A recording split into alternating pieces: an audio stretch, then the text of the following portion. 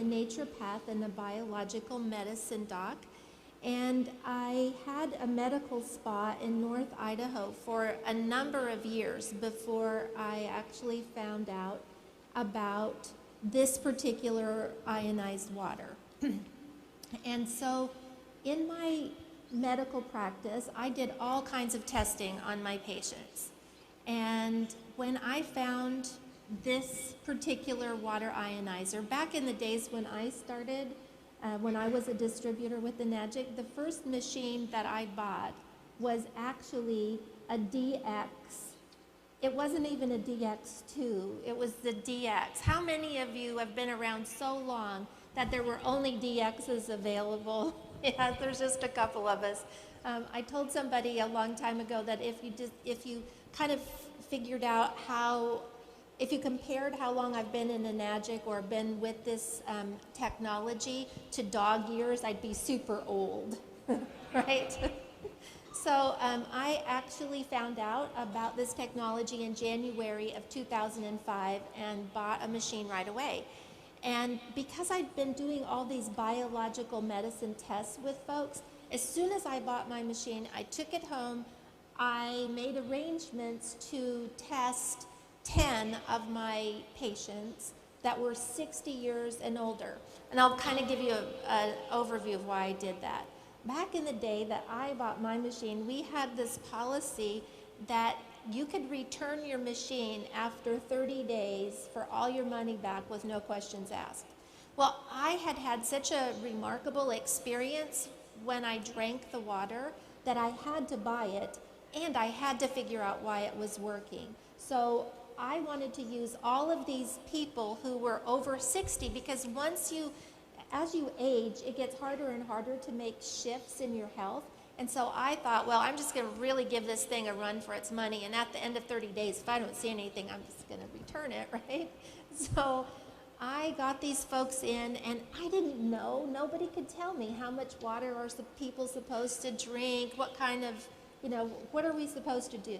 So I just started checking, because as I explained to some of you yesterday, my mind kind of works like a 3-year-old's mind.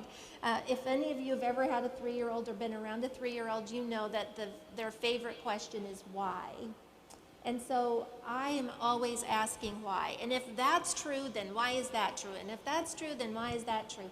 And so I had so many whys, I just decided that I was going to get some folks and start testing them. So I'm going to show you in just a second here some test results that I got early on with that DX machine that caused me to keep asking why.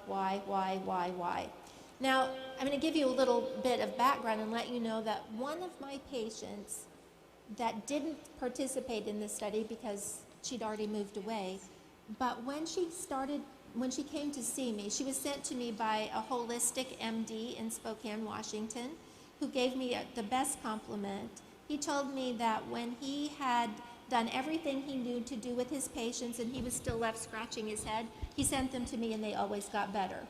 So he sent me Lori, because Lori was 23 years old, and through this biological testing that I did, we were able to understand that her biological age, her chronological age was 23, but her biological age was 84. So doctors had only given her 6 months left to live, but they didn't know why she was sick. They had no idea. They just knew that she was declining at such a rapid rate. So that makes sense, right? The biological age is how old the organs in your body are.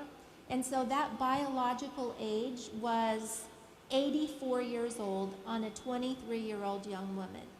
And we worked really hard with Lori, my staff and I, at my clinic, my medical spa in Coeur d'Alene, Idaho.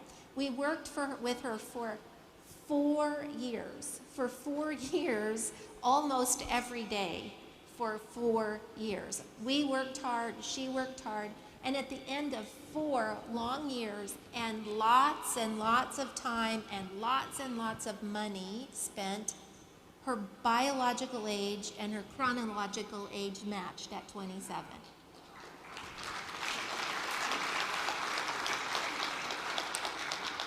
and that was an amazing thing to have happen. But what what I really wanted to see was, would this water help in any way?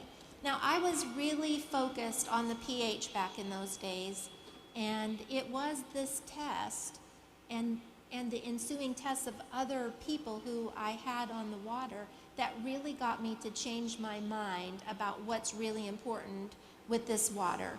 And this is why I call this talk, this is where technology meets biology.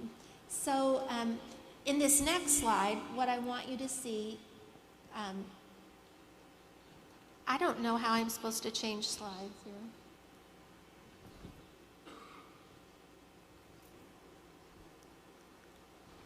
I don't seem to have a clicker.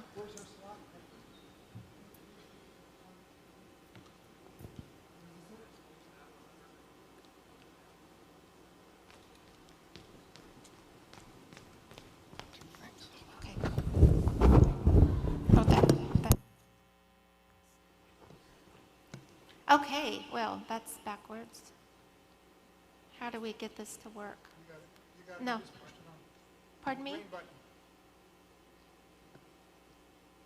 There's a green, green button. button. Oh my gosh, technology. Technology's meeting Dr. Parker, and they're not really actually meshing too well this morning, right? So, sorry about that, folks. So here we go. Here is this test. Now, there's a lot of stuff on here you won't really be able to understand, and that's okay, but I want you to look right up here at this physical age and biological age, because I want to show you what happened to my friend Bob when he started drinking the water from that machine back in 2005, and it was a DX machine.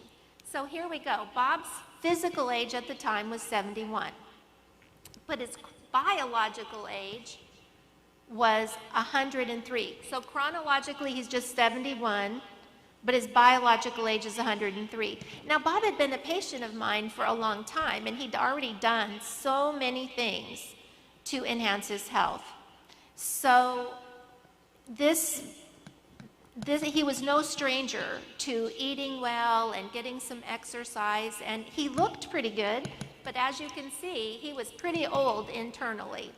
Now remember, I told you I didn't have any idea how to share the water. I didn't have any idea how much water people should drink. I didn't know any of that. So I just had people come over every day and get a gallon of water and told them to drink as much of it as they could, right? So I tested him for the first time on March 10th, and he drank.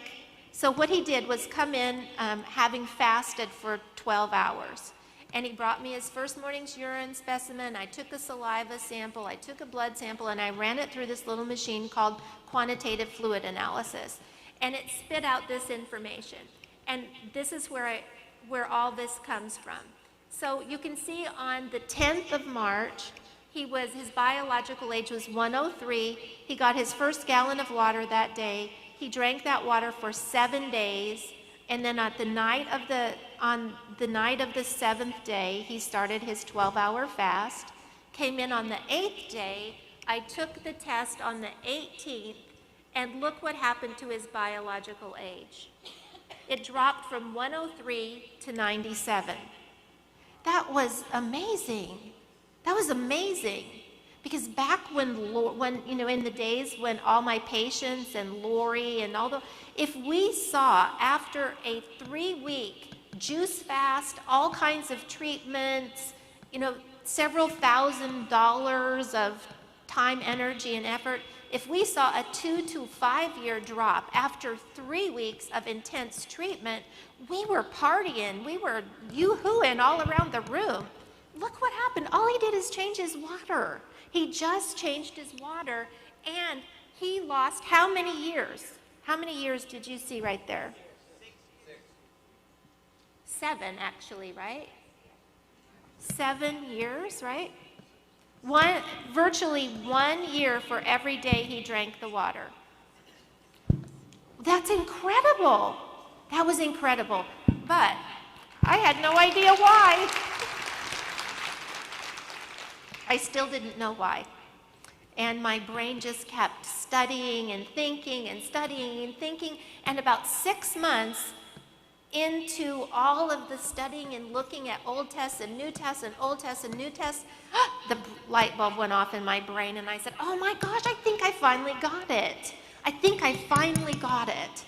So I was in Ireland a couple of months ago, and the last time I checked Google, I had about 10 or 20,000 Google hits on my name. And so it'd been a few years since I checked. So I asked one of the guys in Ireland to check and see what my what my Google hits were. I was thinking maybe I'm up to 50,000 now. It's over 5,500,000 hits now.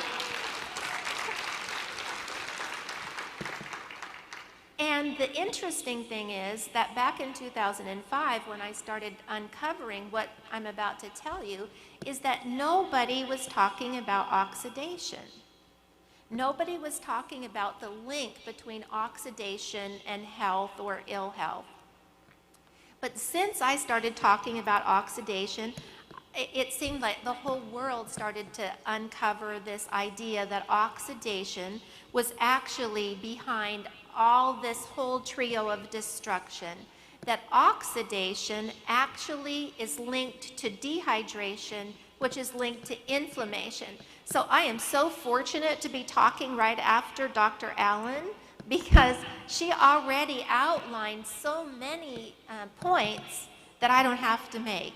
She already let you know that almost every disease is somehow linked to this trio of destruction of oxidation, dehydration, and inflammation. And so many of you might have already seen this illustration in some of the booklets that are out at 6A Tools, but you can see that virtually every disease process from the brain to the eyes to the heart to kidneys and lungs and blood vessels and skin and the immune system and joints and multi-organ dysfunctions, that all of those have a component of oxidation. And then we will also, so if you just do a Google search and you put in Alzheimer's and oxidation, or chronic kidney disease and oxidation, or Lyme's disease and oxidation, you will see that there have been clinical trial studies that link these things together. And then if you also look and do that same Google search and put in dehydration, you'll see lots of connections. And if you do that same search with inflammation, you'll see lots of other studies. So what I want to talk to you about today is this, that every one of these things is connected to that entire scenario of oxidation, dehydration, and inflammation. And that if you were to go to a doctor and fill out that paperwork, when you're a new patient and you do that family history and you have to check all those boxes to say who had what in your family history, then those doctors would tell you that if you have a family history of cancer or heart disease or glaucoma or depression or dementia, that you're in line to have that as well. Anybody ever hear that, right? So remember just a couple of months ago, the big sensation that happened that came out when Angelina Jolie decided to prophylactically remove both of her breasts because of the cancer gene, right? I am here to tell you something. I am here to tell you that your DNA is not your destiny.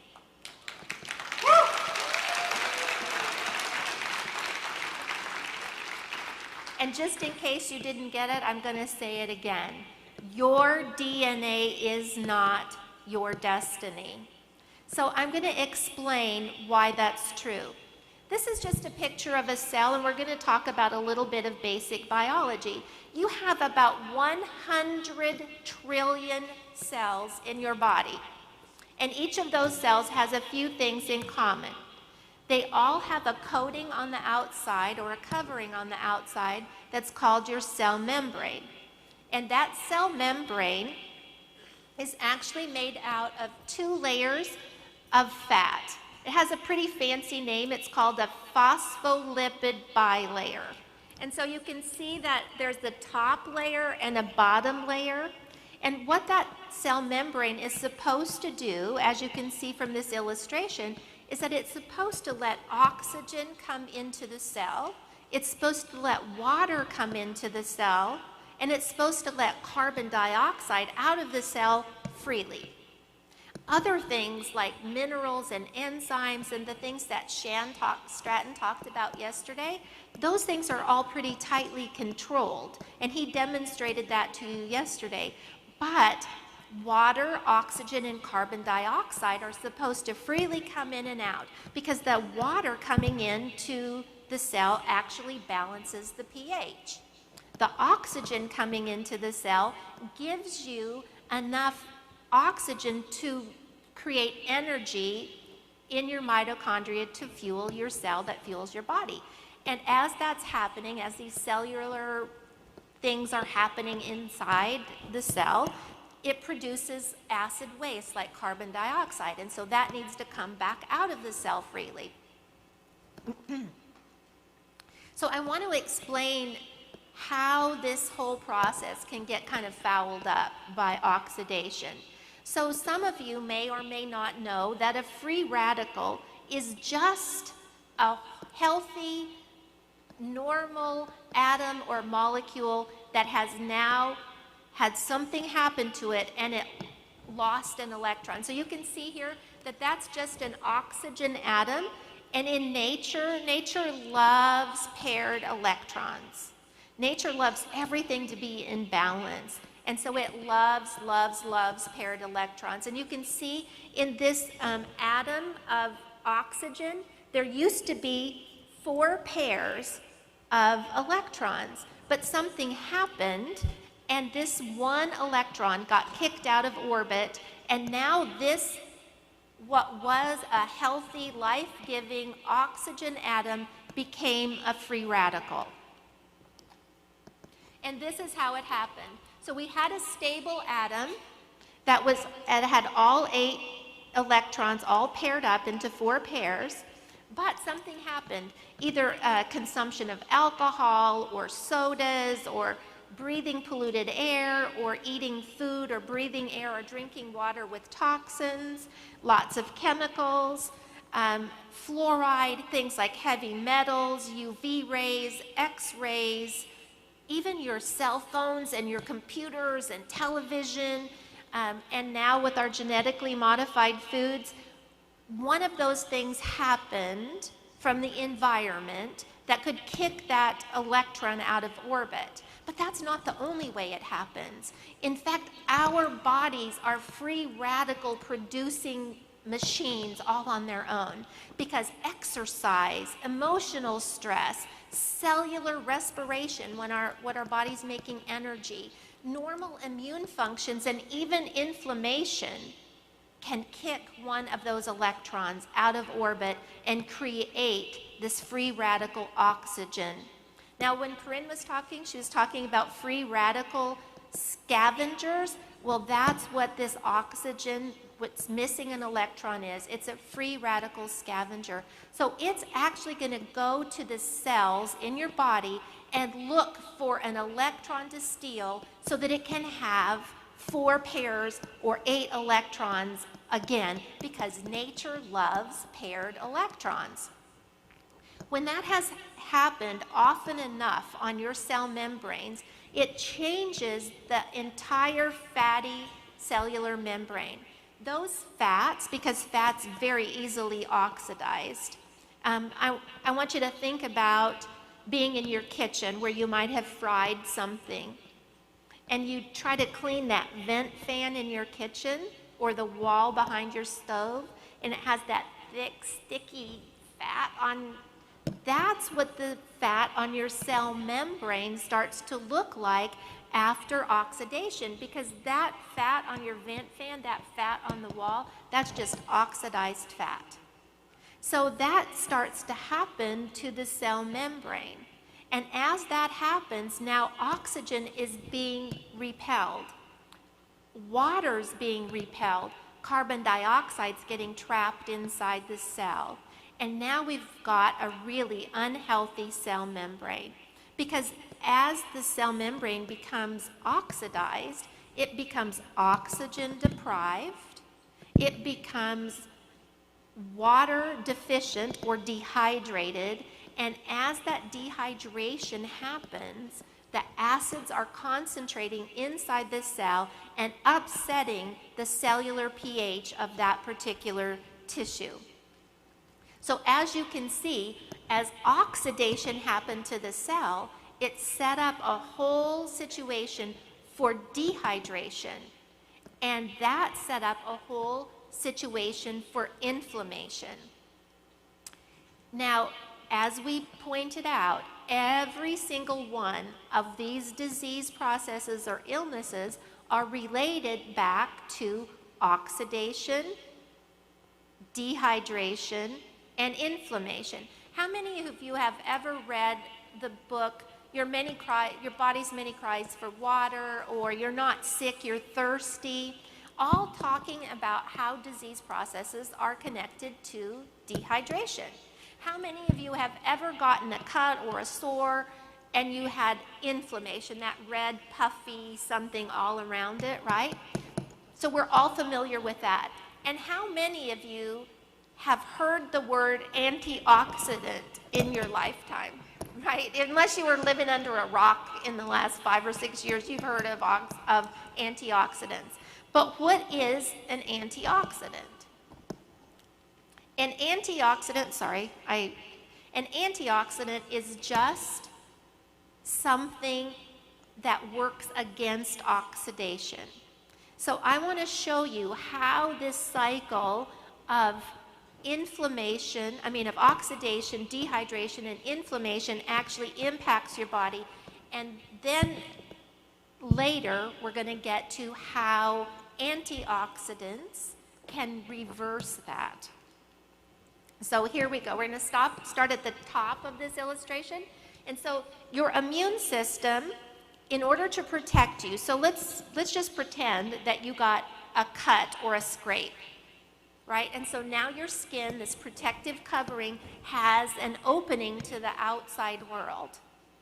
And so your immune system immediately initiates an inflammatory response. That's our first response for healing, is for your body to send all kinds of oxidizers to that area to destroy the microbes that are trying to get in, the bacteria, the viruses, the fungus, trying to destroy all those microbes and to take away any dead tissue. And that's the purpose of inflammation.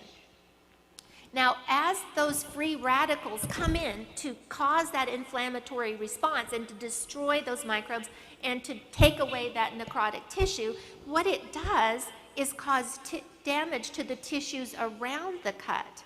So how your body normally works is once it sent in all those nasty oxidizers to kill all that bacteria, to take away all those dead cells, then your body's supposed to send in lots of antioxidants in the form of glutathione that we produce inside of our bodies. It's supposed to send in superoxide dismutase, or SOD.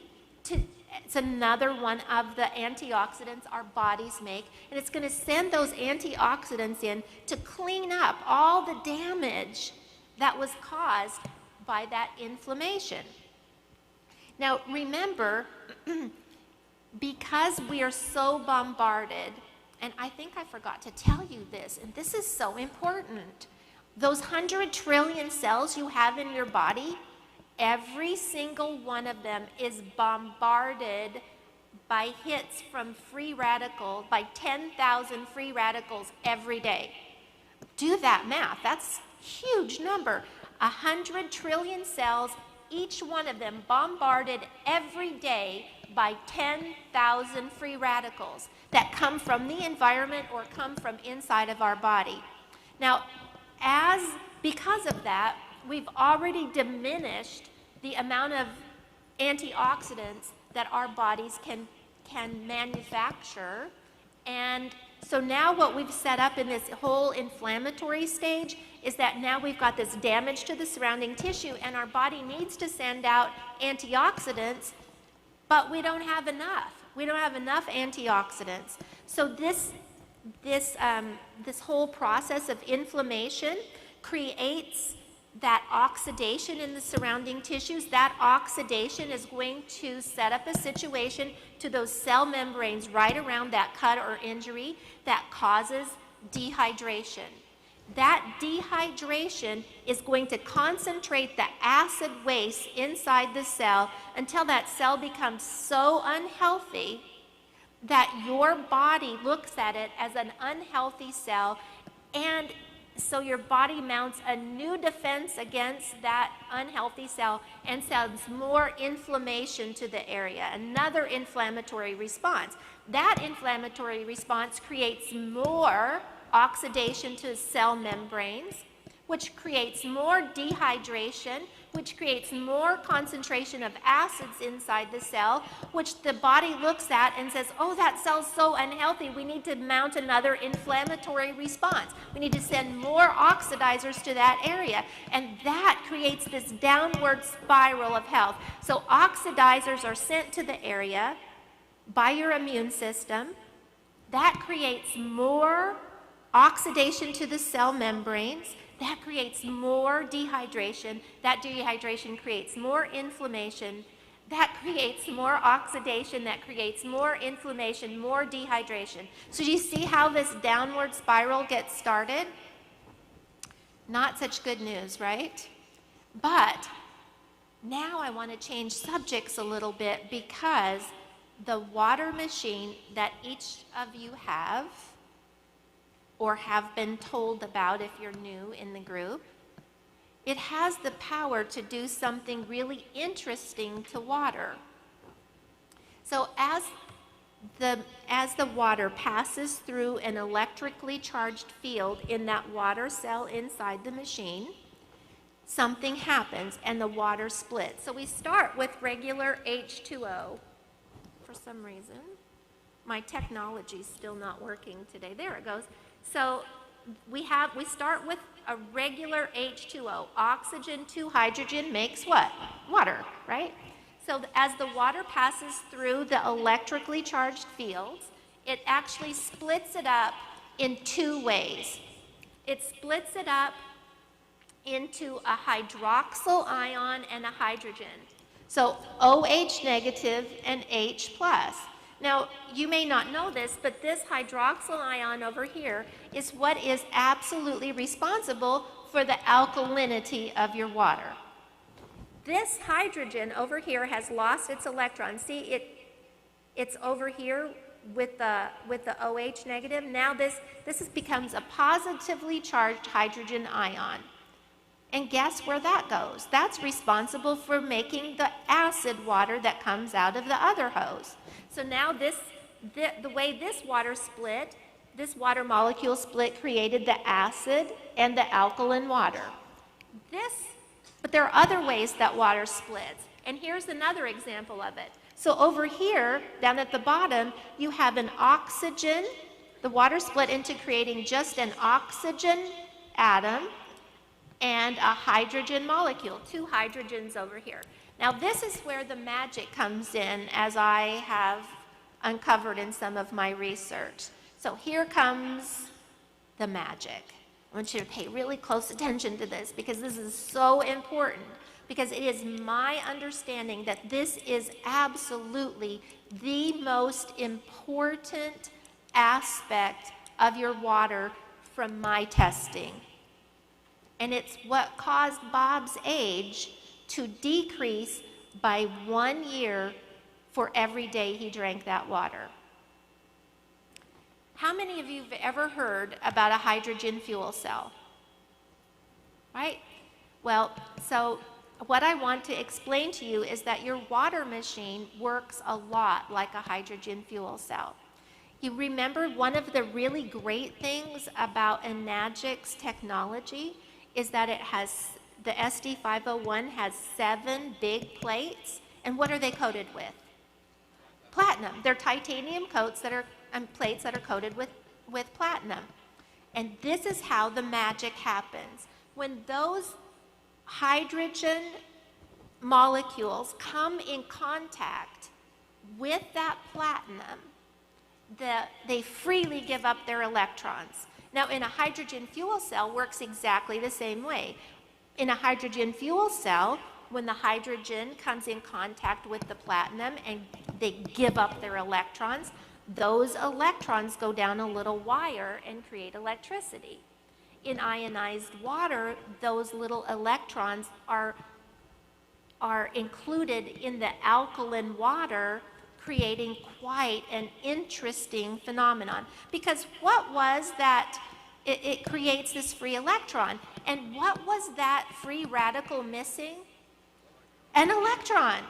So how could we make that free radical happy again and have paired electrons so that it would not cause oxidation by stealing electrons from your cells? What could we give it that would make it whole and happy again? An electron. So what if we could give that electron back by simply drinking a glass of water that was filled with free electrons? Does that sound like something that's interesting to you? Are you starting to see the connection between how this water acts like an antioxidant? We can't say the water's an antioxidant because it doesn't actually fit the scientific definition of an antioxidant. But what I have observed is that it acts like an amazing antioxidant because this is what it's doing. It's donating back that electron to that free radical and stopping the cycle of oxidation. Remember, it was that cycle of oxidation that set up this situation in anyone's body that could create any one of those diseases. Those diseases are all related to that beginning of oxidation that leads to what? Dehydration that leads to inflammation that leads to more oxidation that leads to more dehydration that leads to more inflammation, right? So now we've got to find a way to reverse that cycle. And reports through the years have claimed that antioxidants in fruits and vegetables, in the foods that we eat, would be the answer to this problem of oxidation. But there are some interesting points about antioxidants in foods that you might not know about. And so I've gotten you to kind of all of the bad news about what's going on inside of your body from this cycle of inflammation that your body starts. So now we know that our cells, all those 100 trillion cells, are receiving 10,000 hits every day from oxidizing agents from our environment, but also from inside of our body. And we know that what we need is an antioxidant, and even all of these reports claim it. But I want to end this part one of this talk by giving you just one more little piece of bad news. And then when it's time for me to get up and talk again, I'm going to deliver the good news, okay? So here's the bad news. The antioxidants in all of those fruits and vegetables and supplements all have some limitations because antioxidants are tissue specific. That means that vitamin A only helps support your mucous membranes and your lungs. And vitamin E helps with your cardiovascular system. And vitamin C helps support connective tissue and your skin. That's why when Shan was talking about vitamin C deficiencies and the collagen loss yesterday, which gives us wrinkles, and these antioxidants even have some serious drawbacks in that only 25% of the average antioxidant in your food and supplements can actually be used by your body. And in high doses, fat-soluble vitamins like A and E can actually become toxic to your liver. And here's the one thing that I want you to take away is this, that as those antioxidants do exactly the job that they were meant to do, because there's a free radical and they're going to quench a free radical, how do you think they're going to do that? How do you think they're going to neutralize that free radical? They're going to do it by donating an electron. Now what happened to that antioxidant? It's missing an electron, so now it's actually become a weak free radical itself. So while it quenched a really bad free radical, it became a weak free radical, and it actually adds to that free radical oxidative stress in your body. So it's going to slow down those really terrible oxidizers, but it can never stop the cycle of oxidation. And so later when I come back, I'm going to be explaining how water with free electrons can actually reverse these whole situations of oxidation that leads to dehydration, that leads to inflammation, right? So that's it for part one, and I will be seeing you later. We've had a little change in scheduling, so I will see you soon. Give it up for Dr. Peggy Parker.